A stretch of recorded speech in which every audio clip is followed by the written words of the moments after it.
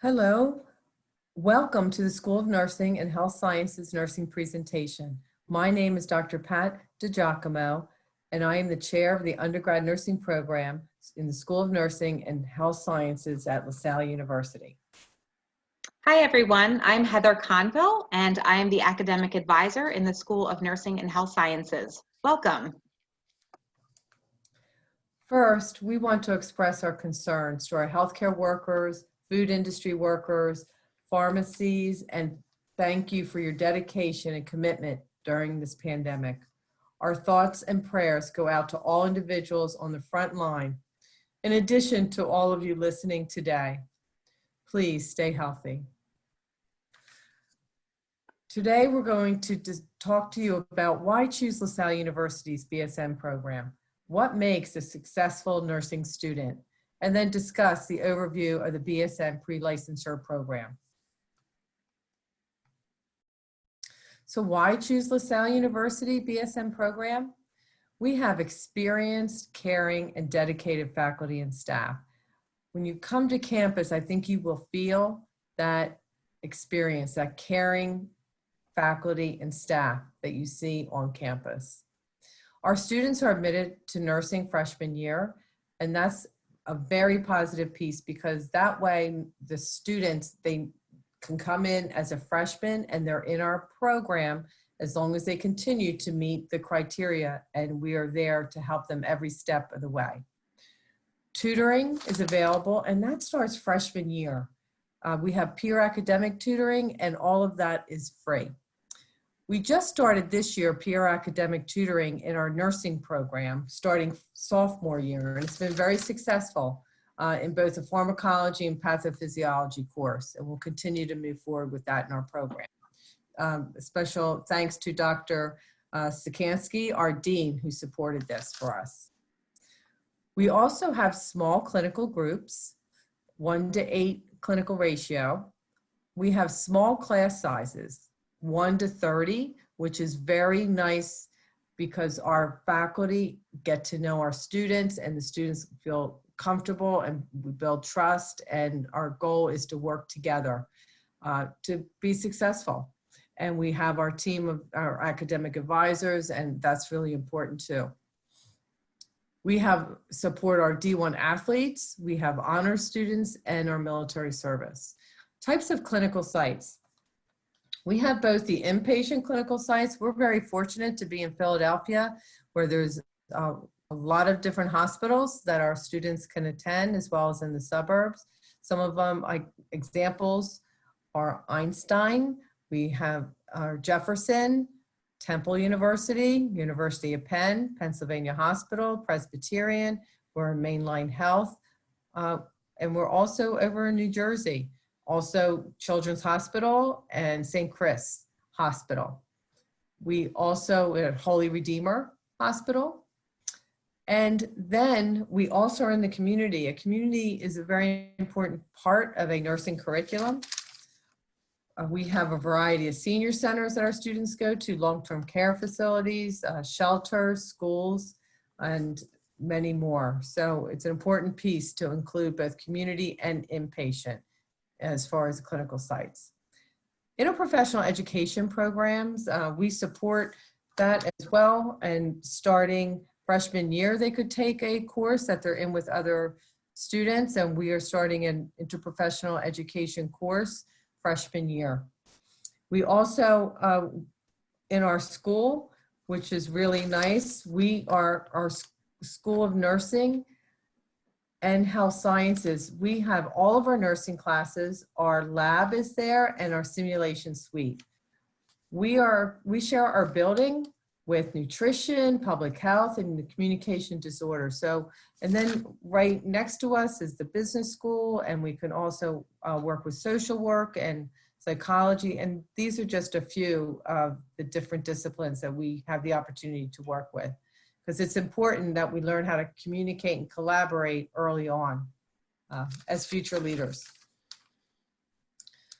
We also have the simulation experiences throughout our curriculum, and that starts sophomore year and continues in every course until they graduate. Simulation experience provides a safe learning environment for our students. Unlike a clinical day, our students receive the same simulation experience. So it's very, very important. We have a director of our simulation center as well as a full-time lab coordinator. Our lab we have a large lab and as well as a really nice simulation center.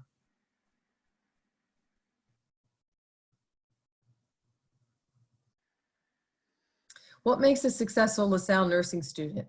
A strong math and science student. A student really is going to be successful in nursing if you like science and you are strong in math. Critical thinker. Have a solid SAT, ACT score. Be a proactive learner. We are here to help you and support you, and you want to seek out help. You want to ask a lot of questions. You want to work with your peers. You want to work with your academic advisor. You want to be willing to work hard, and we will guide you every step of the way. And the ability to carry 17 credits each semester of freshman year. As an academic advisor, I will help students sort of show them the tools that they need to reach the top of the mountain. So if you look at a mountain climbing as an analogy here, we are there to support the students. We are there with the ropes and the belayers to help the students reach the top, but the heavy lifting and the heavy climbing will be on the students themselves. So as an academic advisor, I hope to mentor students for their present situations and looking toward the future as well. I want to guide a student's progress toward graduation to see that they are on track to graduate in 4 years, to share information about the university and program policies, and to assist students in finding solutions or providing resources for those situations that may impede a student's progress. As you can see, here is an outline of our 4-year BSN curriculum. In the freshman year, students take non-nursing courses, but these are very important courses because they are the foundation for the nursing courses. And they include college writing, your 4 sciences, chemistry for the life sciences, anatomy and physiology 1 and 2, microbiology, 2 psychology courses, a math course, and a presentation skills course. In sophomore, junior, and senior year, you can see that you'll have a mix of non-nursing courses and nursing courses. And Dr. DiGiacomo is going to talk a little bit more about the nursing courses now. Thank you, Heather. Yes, it's important to note every course in the curriculum is very important. I'm just going to highlight some of the nursing courses. Sophomore first semester, you will take a health assessment course. That's a 3-credit class. 1 credit is a lab. So every week you will be in our lab over 14 weeks. And that will also complement your intro to nursing practice. And that is working with students in the community. It is your first nursing course.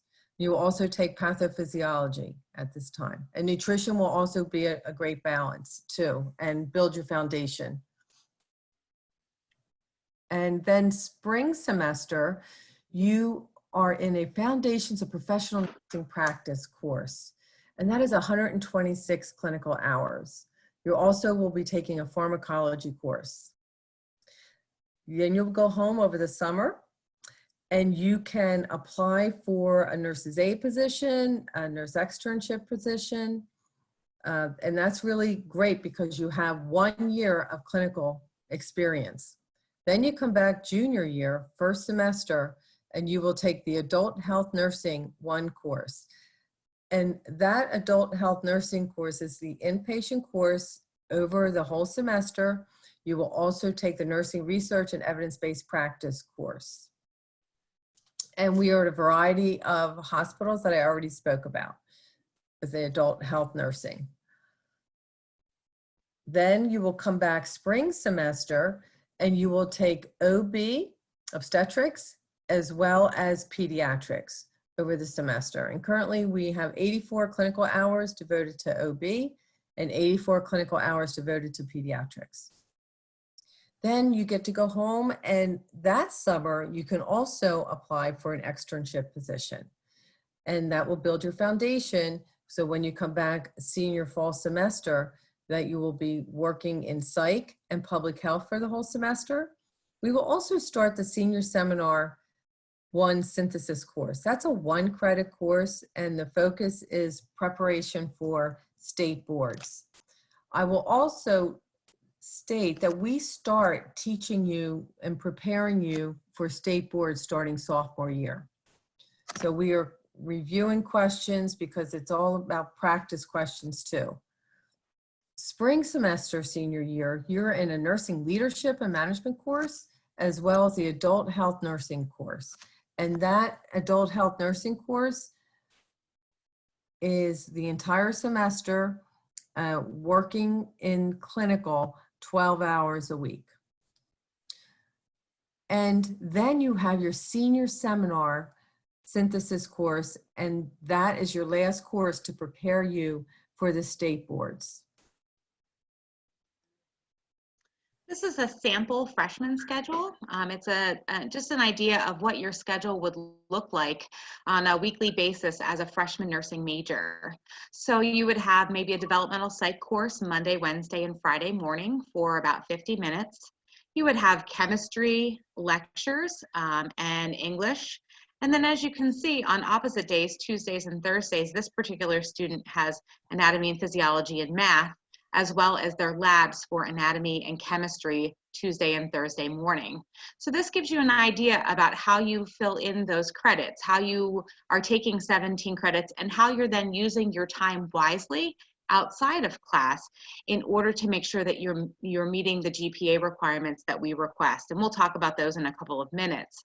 But the time that you have in between here, say for example, between this chemistry lecture ending at 10:25 and your English course at 11:45, that's a great time to sit down and review your chemistry notes that you just finished taking while they're still fresh in your head. And then you'll have maybe the whole afternoon on Mondays, Wednesdays, and Fridays for review. You've got time here in the morning before going to class, and then time in between your labs and your afternoon courses for Tuesdays and Thursdays to give you more time to study. Just want to show you a little bit about our freshman honors curriculum. If students choose to do the honors program with the nursing major, their schedule would look a little different than the one I had just showed you. The honors students take a triple interdisciplinary course that is a history, philosophy, and literature course.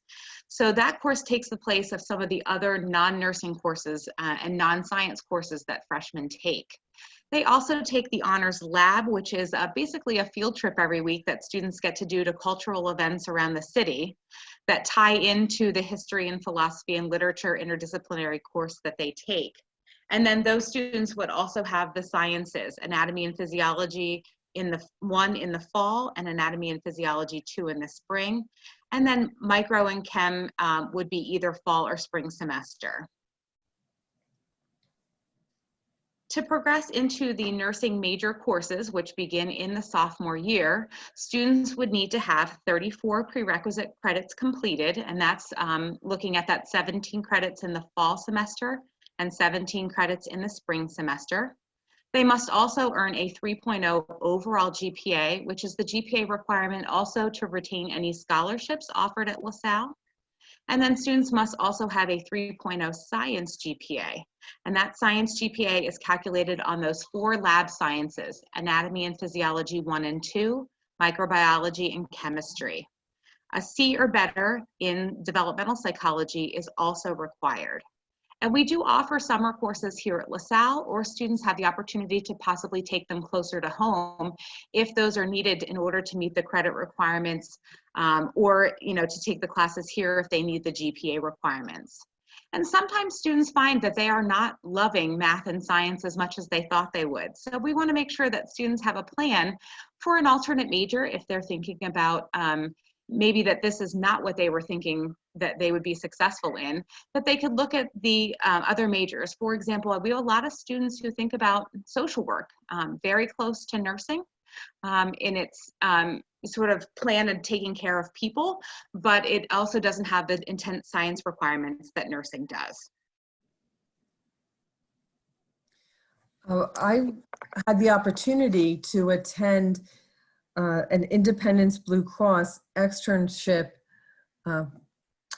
presentation, and that was through all the students that applied to these programs. And I was very impressed with our nursing students that presented. I can't share all of their students, but I did want to highlight one or two.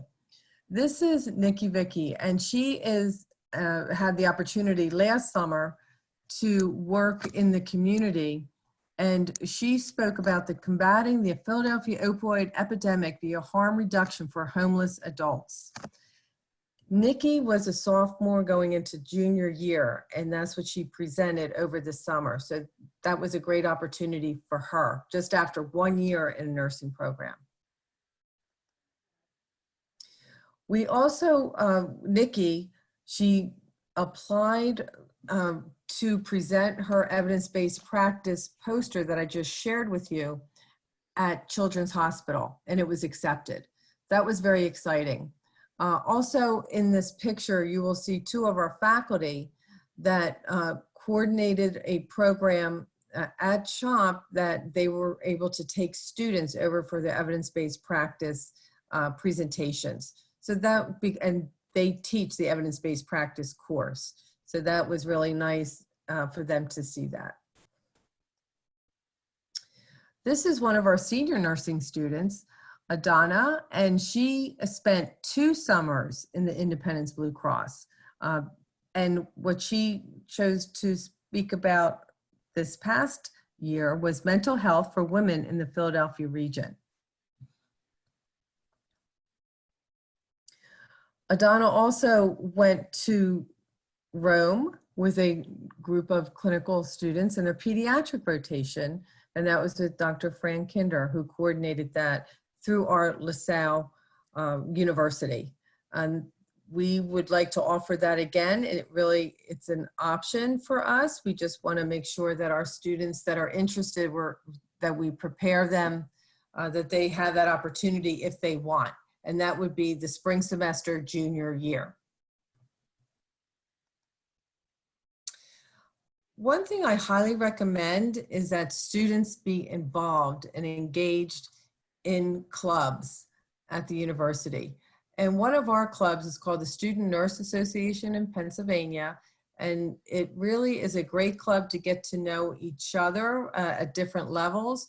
You have the opportunity to attend a state conference and also work with other club leaders at LaSalle, promoting community service and also professional networking, which is really important. These are some of the events that SNAP has taken part in throughout LaSalle, around the community and things like that. So they work in blood drives. They do career building and resume reviews with our Office of Career, our Career Center office, as well as a community health fair. And they also help with our open houses.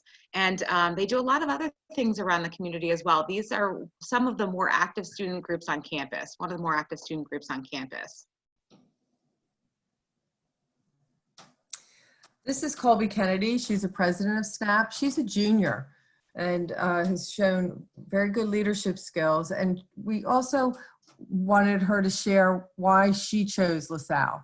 And why she chose LaSalle is the clinical site locations, start clinical sophomore year, abundant amount of resources, tutoring sessions, extra lab practice hours, meeting with professors, and high-tech simulation lab, and a caring nursing staff.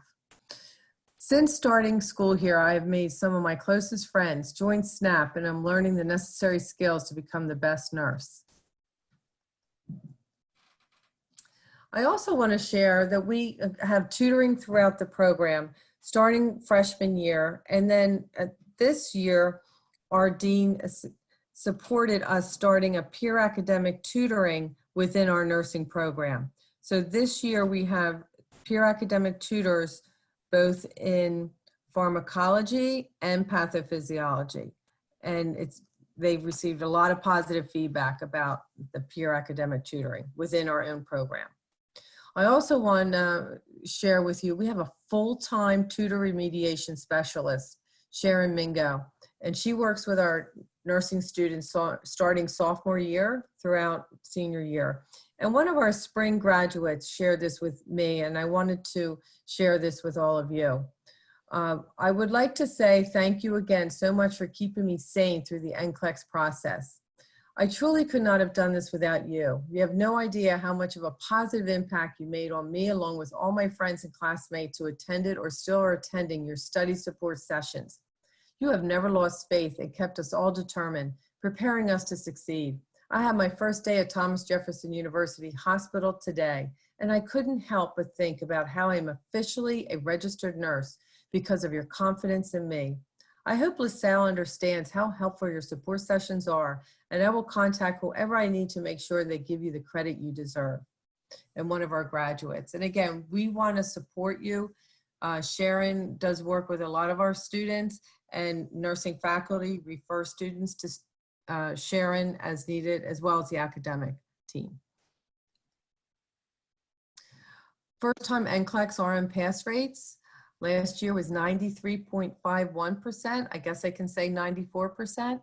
And the average here in Pennsylvania was 91.61, and the national testing average was 88.07. So we have a very good success rate for our first-time NCLEX pass rates. So that's very good.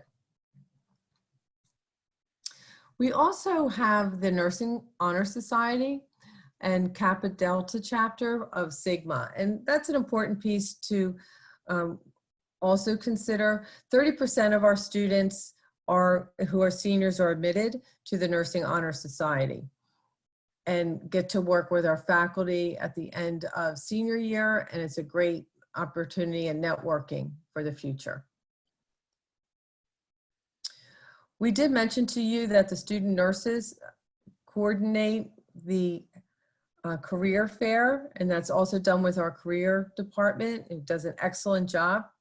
And we had a really successful health fair and career fair this year. And the career fair, one of the teams that came was from Children's Hospital, a recruiter right on site. We also had Einstein. They were with us, and a lot of other members. I just can't share all the pictures.